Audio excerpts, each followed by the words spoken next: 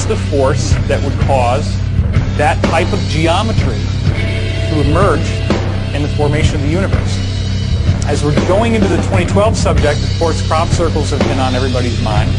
This was the formation that came down a couple of years ago, which started out in an unfinished way. You notice that all of these blocks are completely solid, and this area is solid as well. Well, the circle makers, whoever they are, came back. And when they came back, this is what we got. Now you have time markings and symbols from the Mayan calendar, okay? And the alignment of these winged discs in terms of what markers they're pointing to, which corresponds to the Mayan system, the Aztec system, gave you an exact time reference of the length of time between when this was created and 2012, the end of the Mayan calendar. So this is a self-referential 2012 diagram given to us by whoever is behind the circle phenomenon. This is one of many crop circles which seems to suggest that the secret to understanding 2012 and this mystery that we're dealing with right here is in vibration. That looks an awful lot like a vibrating puddle of liquid. That's how this universe was created. In the beginning was the Word was sound. So what you're looking at here is merely particles formed into patterns by sound. They were all over the place to start with, just in random positions on the plate. As soon as the sound appears, they form into these patterns because everything is sound. And it is sound that turns matter and energy into form.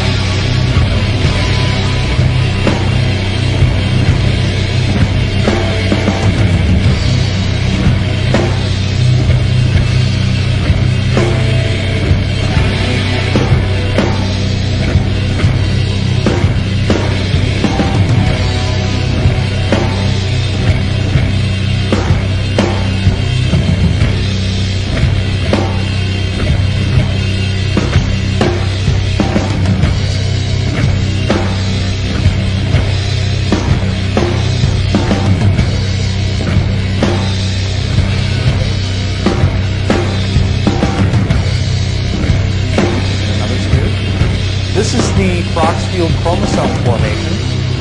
Obviously, the circle makers are saying, you know, 2012, pay attention to your DNA, right? Except here's the thing.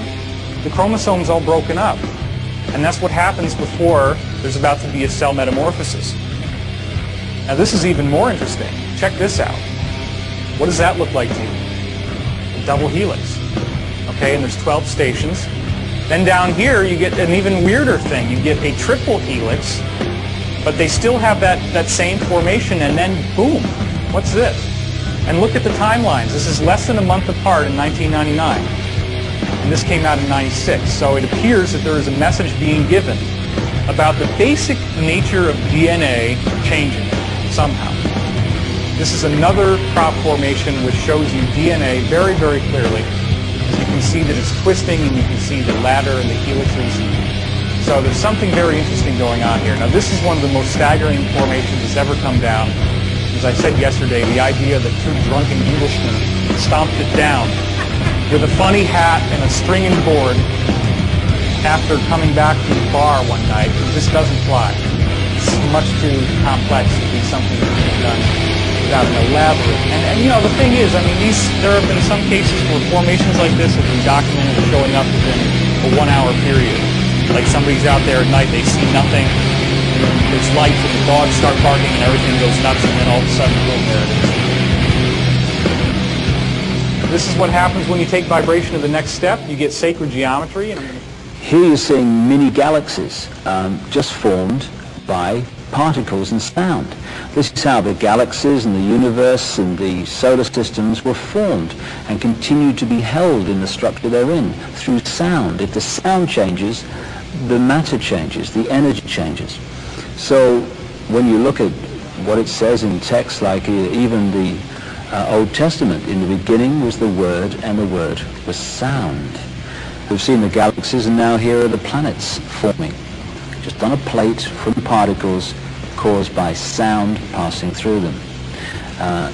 This planet has a resonant frequency. It's called the Schumann cavity resonance. But basically, while that frequency holds, the planet will hold its present form. If the frequency changes, the form will change. It's the same with everything.